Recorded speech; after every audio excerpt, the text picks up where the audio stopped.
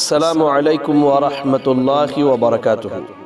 آپ تمام مرد و خواتین کا استقبال ہے بنت حوا کے سوال و جواب کی نشست میں۔ وعلیکم السلام ورحمۃ اللہ وبرکاتہ۔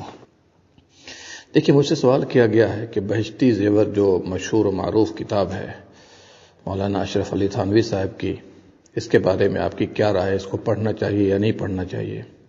تو ظاہر سی بات ہے، بہت موٹی کتاب ہے اور اس میں مسائل لکھے گئے ہیں، عقیدہ بھی ہے، اور میں کہنا چاہوں گا کہ اس کا نام بہشتی زیور انہوں نے رکھا ہے، لیکن اس میں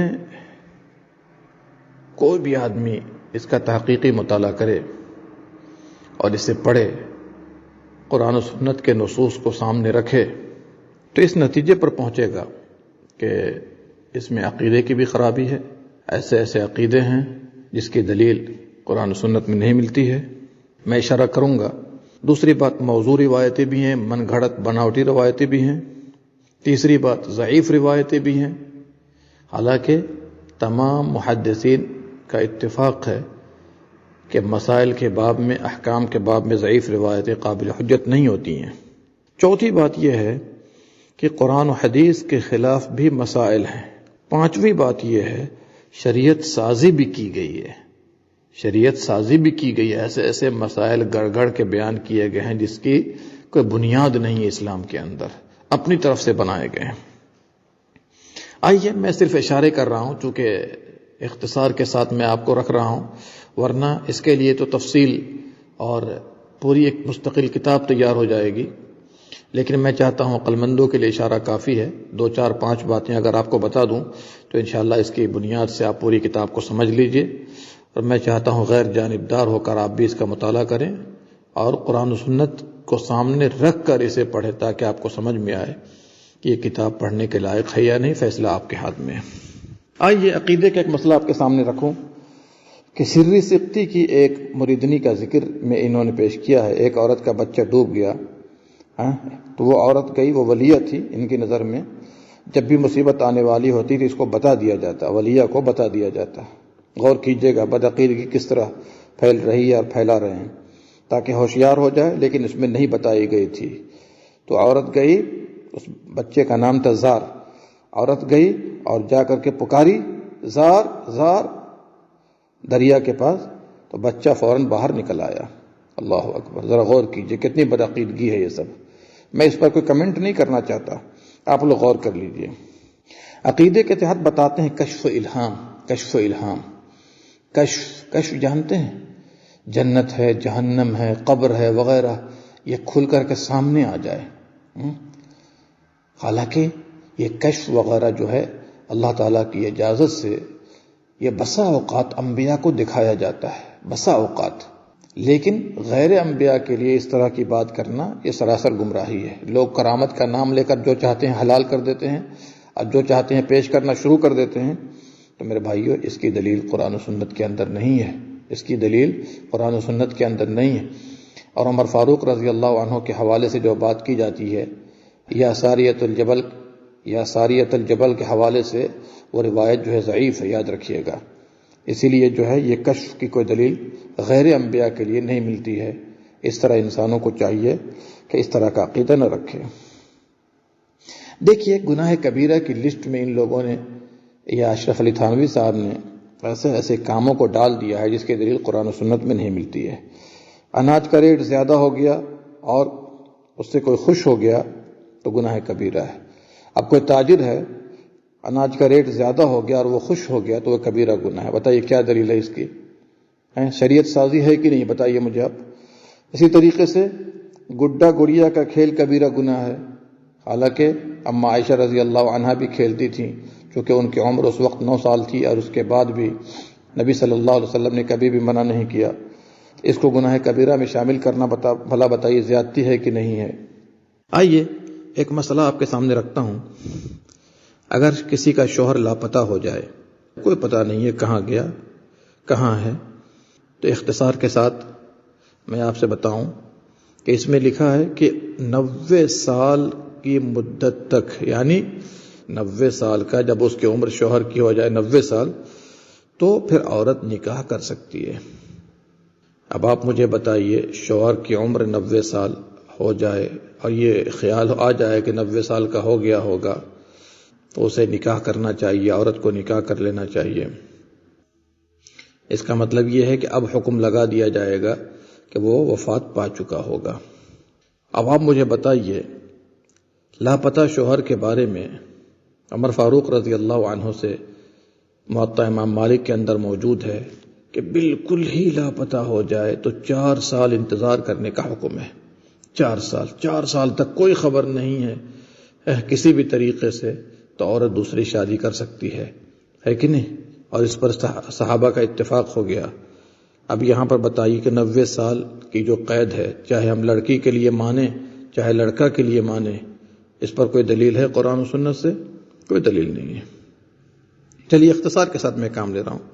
دوسرا مسئلہ لیجئے، میاں پردیس میں ہے اور برسوں گزر گئے اور لڑکا پیدا ہوا گھر میں، تب بھی وہ حرامی نہیں ہے۔ یا سبحان اللہ، میاں پردیس میں ہے اور برسوں گزر گئے اور اس گھر میں لڑکا پیدا ہوا، برسوں گزر گئے، تب بھی وہ حرامی نہیں ہے۔ مجھے آپ بتائیے وہ کس کا بچہ ہے؟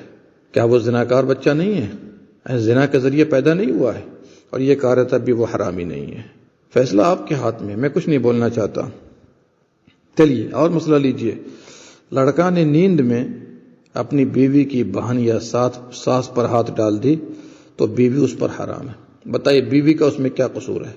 ہونا تو یہ چاہیے کہ اس کو ڈنڈے لگائے جائیں، اگر زنا کر لیا ہے تو پھر اس کو سنسار کر دینا چاہیے، یہ حکم ہونا چاہیے تھا، لیکن بیوی کو حرام کر رہے ہیں۔ سمجھ رہے ہیں نا؟ بھلا بتائیے اس طرح کے مسائل جو بلا دلیل ہے، کوئی دلیل کوئی بنیاد نہیں ہے، ایسے مسائل انہوں نے لکھ دیے ہیں، بتائیے اللہ کے یہاں تو ان کو جواب دینا ہی ہے، لیکن دنیا میں بھی جو ہے انسانوں پر کیا اثر پڑے گا؟ اسی طریقے سے آپ نے سنا ہوگا کہ دارالعلوم دیوبند کا فتویٰ آیا تھا یو پی کے ایک کیس میں کہ سسر جی نے جو ہے اپنی بہو کے ساتھ جو ہے برائی کر لی تو چاہے جائے کہ اس کو سنسار کیا جائے، تو وہ عورت اپنے شوہر پر حرام ہو گئی۔ اب آپ مجھے بتائیے یہ شریعت کا فیصلہ ہو سکتا ہے؟ اس کو سنسار نہیں کیا گیا اور بہو جو ہے اب اس کی زانی کی بیوی بن گئی۔ اب آپ مجھے بتائیے شریعت میں اس کی کوئی دلیل ہے؟ کوئی دلیل نہیں۔ اسی طریقے سے وضو کرنے والی کو چاہیے کہ قبلے کی طرف منہ کرے۔ یہ تو طے ہے کہ نماز کے شرائط میں سے ہے کہ نمازی قبلے کی طرف ہو، چاہے مرد ہو یا عورت ہو، لیکن وضو کرنے کے لیے بھی قبلے کی طرف منہ کرے، اس کی کوئی دلیل نہیں ہے۔ نہ یہ شرط ہے وضو کے، نہ یہ وضو کے شرائط میں سے ہے، اور نہ یہ مستحب ہے، نہ یہ سنت ہے۔ اب بتائیے اس کی کیا دلیل ہے؟ بتائیے بلا دلیل مسائل ہیں کہ نہیں؟ اور لے لیجیے ایک دو مسئلہ، عورت کان کے مسح کے بعد گردن کا مسح کرے۔ بھلا بتائیے گردن کے مسح پر سنت سے کوئی صحیح دلیل، ایک بھی صحیح دلیل موجود نہیں ہے، بلکہ بہت سارے علماء حنفیہ نے بھی اس روایت کو ضعیف کہا ہے جو ابو داؤد وغیرہ میں وارد ہے، اور اس کے بعد حکیم الامت کہہ رہے ہیں کہ عورت گردن کا مسح کرے۔ چلیے بعض باتوں کے چھوٹ جانے سے وضو ہو جاتا ہے، اسے سنت کہتے ہیں۔ جان بوجھ کر چھوڑنا نہیں چاہیے، لیکن اگر کسی بنا پر رہ جائے تو آدمی کو یہ تلقین کرنی چاہیے کہ آدمی ہر حال میں سنت کا اہتمام کرے، اور اگر اس کے باوجود بھی کبھی کوئی بات رہ جائے تو انشاءاللہ اللہ سبحانہ و تعالی معاف کرنے والا ہے۔ پھر کیا کہتے ہیں؟ 4 چیزوں کے دھونے سے وضو ہو جائے گا، جسے فرائض وضو کہتے ہیں، خواہ وضو کا قصد کیا ہو یا نہ کیا ہو۔ اس کا مطلب یہ ہے جو 4 فرائض وضو ان کی نگاہ میں ہیں، حالانکہ سنت کے روشنی میں 6 چیزیں ہیں، لیکن 4 چیز دھو لے، چہرہ، دونوں ہاتھ، سر کا مسح اور پاؤں، وضو ہو جائے گا، چاہے وضو کا قصد کیا ہو یا نہ کیا ہو، یعنی نیت ہو یا نہ ہو کوئی بات نہیں، 4 چیز دھو لیا تو اس کا وضو ہو جائے گا۔ بھلا بتائیے نبی صلی اللہ علیہ وسلم کا فرمان انما الاعمال بالنیات، عمل کا دار و مدار نیتوں کے اوپر ہے، اور یہ اس طرح کی بات کر رہے ہیں، دیکھ لیجیے آپ۔ ایک اور مسئلہ لے لیجیے وضو کے تعلق سے، اگر کوئی الٹا وضو کرے تو بھی وضو ہو جائے گا۔ الٹا وضو کا مطلب کو پاؤں پہلے دھو لے، پھر اس کے بعد ہاتھ دھو لے، پھر سر کا مسح کر لے، پھر چہرہ دھو لے تو وضو ہو جائے گا، حالانکہ ترتیب وضو کے اندر فرض ہے، اور اللہ سبحانہ و تعالیٰ نے سورہ مائدہ کی آیت میں یا ایھا الذین آمنوا اذا قمتم الى الصلاة فاغسلوا وجوهکم وایدیکم الى المرافق وامسحوا برؤوسکم وارجلکم الى الکعبین. پہلے چہرے کا تذکرہ کیا، پھر ہاتھ کا، پھر سر کا، پھر سر کے مسح کا، پھر پاؤں کا. اب آپ اندازہ کیجئے سر کے مسح کو درمیان میں داخل کر کے اس بات کو واضح کر دیا ہے ترتیب ضروری ہے، اور پوری زندگی نبی صلی اللہ علیہ وسلم نے ترتیب کے ساتھ وضو کیا ہے. دیکھیے دھوئے جانے والے دو عضو کو ذکر کر کے چہرہ اور ہاتھ کو درمیان میں سر کے مسح کو ذکر کیا، پھر اس کے بعد پاؤں دھونے کا ذکر کیا. یہ ترتیب پر واضح دلیل ہے قرآن کی روشنی میں، اور سنت کے اندر تو واضح دلیل ہے. لہٰذا الٹا وضو کرنے پر وضو نہیں ہوگا. اس لیے ہم نے کہا تھا کہ وضو کے 4 فرائض نہیں ہے بلکہ 6 فرائض ہے، اس میں سے ایک وضو میں ترتیب بھی ضروری ہے. چلیے تفصیل کا موقع نہیں ہے یہ سب. وضو میں ہر عضو کو دھوتے وقت بسم اللہ اور کلمہ پڑھا کرے، یعنی عورت جو ہے وضو میں ہر عضو کو دھوتے وقت بسم اللہ اور کلمہ پڑھا کرے. اب آپ مجھے بتائیے، ہاتھ دھوئے تو بسم اللہ اور کلمہ پڑھے، پاؤں دھوئے تو بسم اللہ اور کلمہ پڑھے، سر کا مسح کرے، کوئی دلیل ہے اس کی؟ اسی لیے میں نے کہا نا کہ بلا دلیل جو چاہا لکھ دیا اور اس کے بعد اس کو شریعت محمدی صلی اللہ علیہ وسلم کی طرف ڈال دیا، اس کے کھاتے میں ڈال دیا. کوئی دلیل ہے تو بتائیے.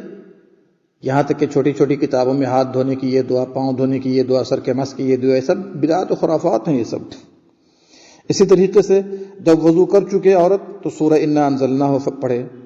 بھلا بتائیے وضو ختم ہونے کے بعد نبی صلی اللہ علیہ وسلم نے دعا سکھائی، اشہد ان لا الہ الا اللہ وحدہ لا شریک لہ واشہد ان محمدا عبدہ ورسولہ اللہم اجعلنی من التوابین واجعلنی من المتطہرین.